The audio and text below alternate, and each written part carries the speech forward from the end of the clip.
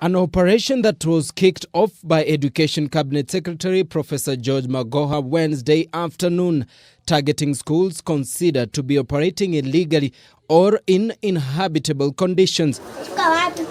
By the end of the day, 4 schools, including St. Catherine Education Center in Kibra, had been ordered to cease operations. On Thursday, the second day of operation, more schools were closed down as Magoha conducted another impromptu inspection tour of the sprawling Kangemi area. The government standard is the gold standard.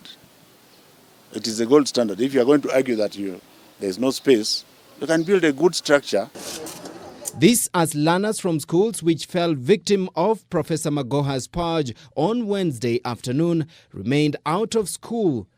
At St. Catherine Education Center in Bombolulu, Kibra, stranded teachers miled around the corridors of the school, pondering their next move after being technically rendered jobless. Tumekuwa walimu 13 na wapishi 2 wote kwa ujumla, ambapo sasa venye shule imefunga hivi, sasa siwezi jua nao watapata aje chakula chao kwa vile wote wametegemea hapa.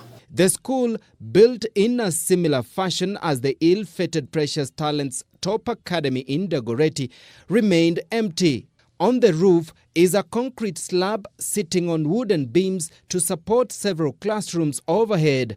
But parents at the school remained adamant that they will not transfer their children to Ayani Primary School as directed by the government. Tunaona ni hatari, lakini wangempea hata wiki moja.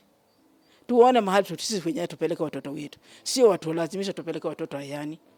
Mtu utaweza jipanga upeleke mtoto mahali unafikiria. Na sasa hakuna admission yoyote yenye inaweza chukua watoto sai Juni 3 tamu, na tumepaki na siku chache tu wafanye KCPE.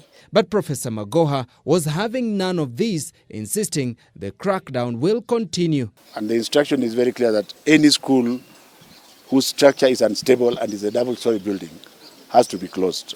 One of the schools expected to absorb the affected learners is Ayani Primary School in Kibra. But the members of the school management who spoke off camera in fear of victimization revealed that the school does not have adequate space or teachers to accommodate the increased number of learners.